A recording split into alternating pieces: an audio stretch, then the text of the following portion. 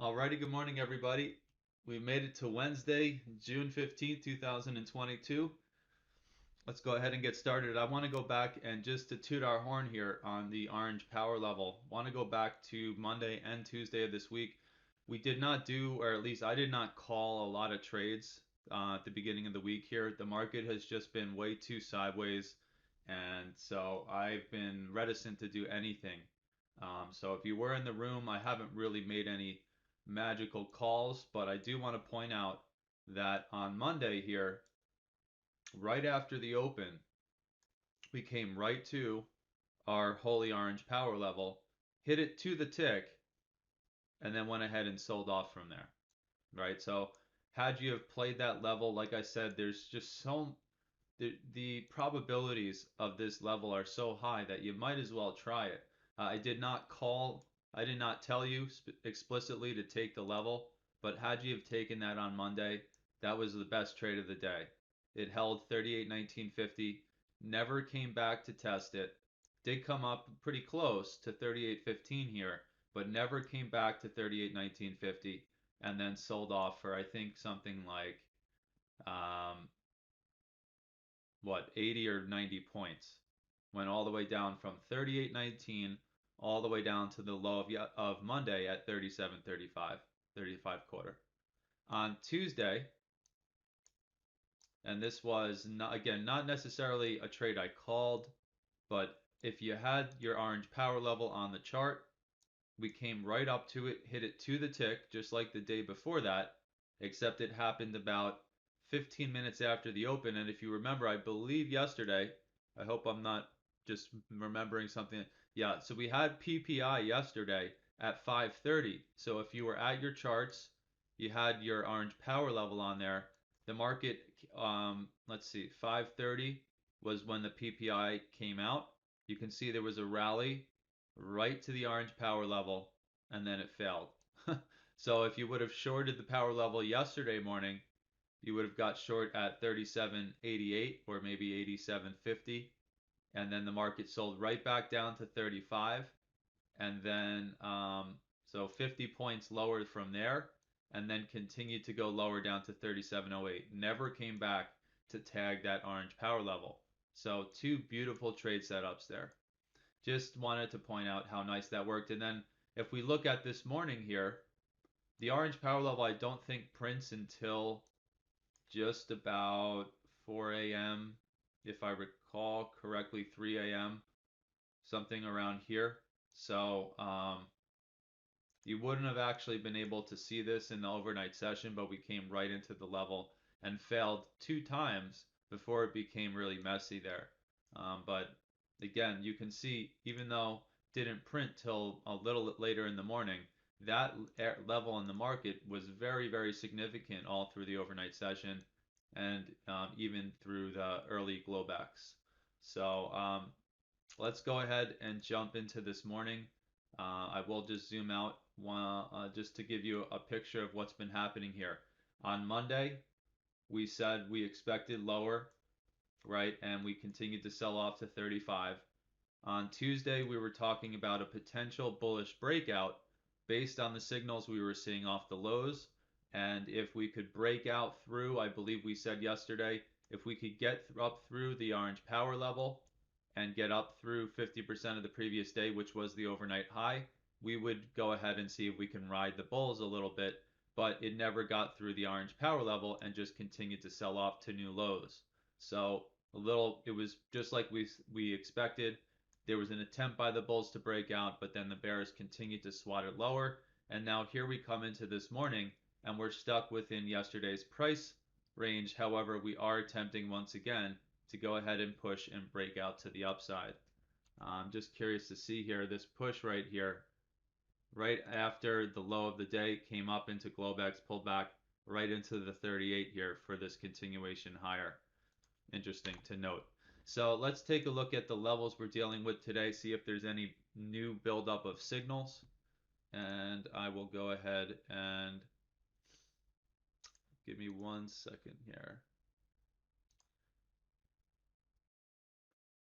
Do want to mention that we do have the FOMC announcement today. Fed chair press conference a little bit after that. And we do have right around 7 a.m. Pacific, which is 10 a.m. Eastern. We do have a little bit of news coming out. So what I'm gonna do here is put the mark on the chart so we just have a heads up as we get close to 7 a.m. that we do have that news coming out. So I'll lock it there at 7 a.m. and get that on our 1 minute and our 3 minute to alert us.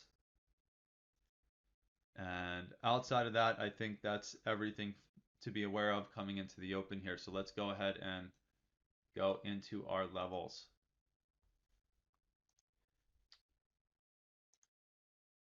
Okay, so real quick, we're going to go ahead and look.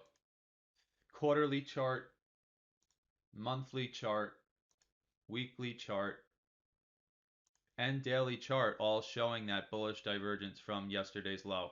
Very similar to what the argument we were making from yesterday's low, right? So we still have that build up, and on the daily, it's a very nice, clear bullish signal. And then we come down to our 4 hour. 4 hour is one of those typical reversal patterns. And then on our hourly, we also have a bullish divergence as well. So from the hourly all the way up to the 3 month chart, there's a bullish signal from the low. Yesterday, we said we need to see if they have the strength to go ahead and break through the overnight high. They didn't have the strength to do that, and they continued to sell off. It's basically the same thing this morning. We have a huge confluence of the bullish signals from this low.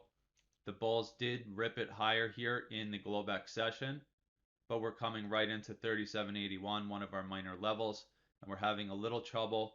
And there's a bearish signal here on the 60-minute and the 4 hour from the current overnight high that we're making. So again, what the interpretation of these signals right now is that there's a potential for some type of bullish breakout. However, with a 1 hour and a 4 hour bearish signal from the overnight high, we have to see the bulls go ahead and rip through that before I have any kind of faith for a breakout. And remember, I'm still very, very skeptical of any type of major breakout. So even if they do get through the overnight high, I don't think we're out of the weeds for the bearish position. Getting through the high of yesterday and then getting up through the major eye level right around 38.20, 38.22, that would be a good clue that maybe we'll come up and fill the gap from from last week coming into this week. Maybe we'll see something like that. I'm still fairly skeptical, but if that's what the market starts to do, we're going to have to go ahead and follow along and jump on. On the flip side, like I said, with these bearish signals from the overnight high here around 37.81, we could just see the whole thing melt back down and continue going. Remember, when you're in a very strong bearish market, you're going to get some decent bullish clues off the lows, but they usually are just for minor bounces, which then go ahead and go against and continue going the opposite direction. Just like we say in an uptrend, when we're in a really heavy push, going back, a couple months ago when we were really ripping higher, we were getting bearish signals off the highs. They were leading to little micro pullbacks, and then they would continue going. So won't be too surprising if that's what happens here. A little slight bounce, and then it turns around and continues going. So let's talk about the levels we're going to deal with this morning. And let me see if I can zoom this in a little bit. Well, let's take a zoomed out perspective here. If you look at the whole push down, remember we made a high up here around, well, with the new contract, I believe it's 42.0475. So this was the major high in this local area that then pushed down to the low we made yesterday. So the low from yesterday at 37.030850. If you draw a fib across that, it gives us our 38.50 and 61 levels.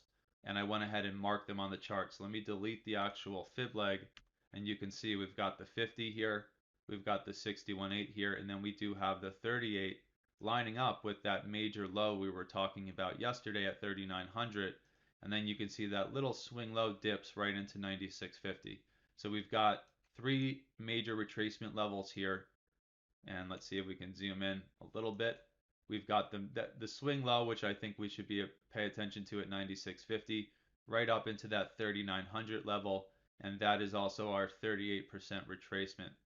All right, so that's the 38.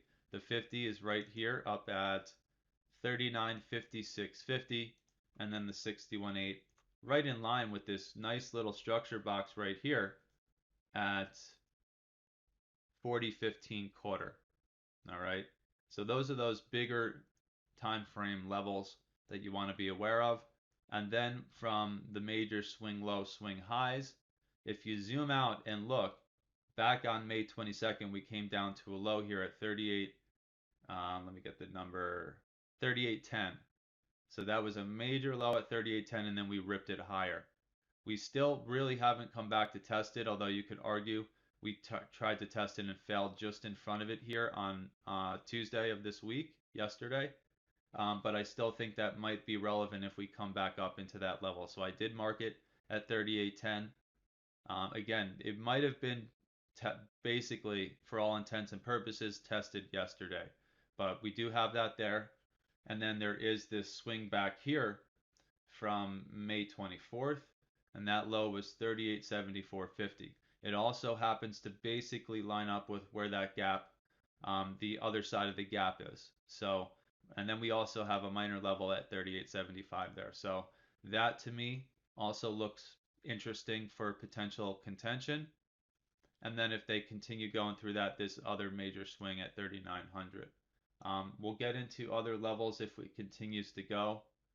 But those are the major swing highs and lows I want to be aware of, and the major Fibonacci levels. Now let's talk about just all the rest of the stuff going on. We'll zoom in a little bit more, and maybe what I should do is jump down to that 10-minute chart so we can look at what's going on within yesterday's price range. I'll just really quickly note our major and minor eye levels here, which are still kind of being jostled around just a little bit here as I compare it with this current contract. But we do have, again, getting through 38.22, a really important thing to see if that bullish divergence from yesterday's low is going to lead to a major breakout, or at least some attempt to break out. Any further from there, it's 38.53, and then that swing we were talking about, and then this other pocket up here around 3,900, and then we get up to 39.14.50. That's all I'm really going to get into on the upside. We do have that tight packed pocket there, 39.40, 39.45, 39.50. It was a somewhat messy area in the chart. So interesting to note that we have three important levels close together and a lot of chop and failures from that area. So that would be another interesting area. And then we get to the 50%. That's really all I'm going to mention on the upside. On the downside of things, same levels we've been talking about for so long now. So just be aware of those down there as good targets to the downside for potential bounces. And that's it for those levels. Now I want to go into the 10-minute chart and just quickly look at what we're dealing with inside of yesterday's price range. So let's go ahead and bring up the 10-minute here. Take a look at our daily levels and all that fun stuff. So orange power level, magenta line very close together again. They don't necessarily are always line up like that, but we have seen that holy orange power level close to some of those other daily power levels recently. But we do have that pocket right there. So just be aware, 37.58 to 37.59 or 37.60, that 2-point pocket right there is a potential support zone if they pull back. So we've got that there. There is also the 38.50 and 61 the 38.50 and 61.8 retracement of the push up from yesterday's low. So we've got that there. And then we have the close of yesterday down here at 37.42.50. I do like the fact that the 61, now remember this fib leg, and I have to preface this fib leg is going to change if the market continues to push to new highs. If the market doesn't just start breaking down lower from here and we don't break the high of the overnight session, then these three levels, these distinct levels, will be relevant. But if it continues to push, remember we're going to have to redraw the fib to whatever major high it makes before it starts pulling back. So for now, tentatively, the high of the overnight session was 37.8275. So that's where I've got this drawn to. And then the low of yesterday, 37.0850. So that gives us those three levels. I'm going to go ahead and shade in the 61.8 and the minor eye level at 37.35 here as another potential pocket that makes sense. So we've got that 35 to 37. We'll make it on all charts, 35 to 37. And then we have the pocket here right around the magenta line and the orange power level. So we'll throw that up there. So 58 to 60.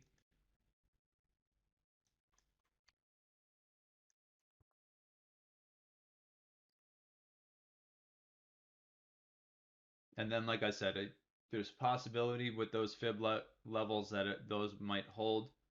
Um, and then we have the close of yesterday.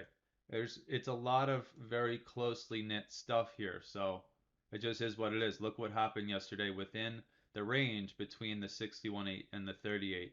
Just a lot of chop over here in this part of the chart. So we've got these few levels here, and then if we break through 35, it's looking like we're right back down to the low of yesterday, and then again all the way down into these lower major levels. Don't think there's really much to add to the picture here, guys. We've got our levels.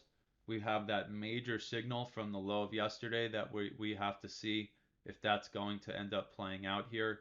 And remember the interpretation of our major daily power levels staying above the orange and the magenta are good clues for the bulls, and then getting through the high of yesterday even better. And then the flip side of that would be obviously breakdown if we can't hold these levels. And again, the caveat to breaking through the high of the day before is that it could just be a peak above to fail, right? So just be aware that there are no absolutes in trading. You could say once this level breaks, we can expect higher. That doesn't mean once it breaks that you're guaranteed another 100-point push higher. It could just be a peak above a level that ends up failing to go back down. So don't get too sold until there's some clear information. And I think that's it for this morning. Have a great day. To everyone else watching on YouTube, we're going to get ready to come into the open.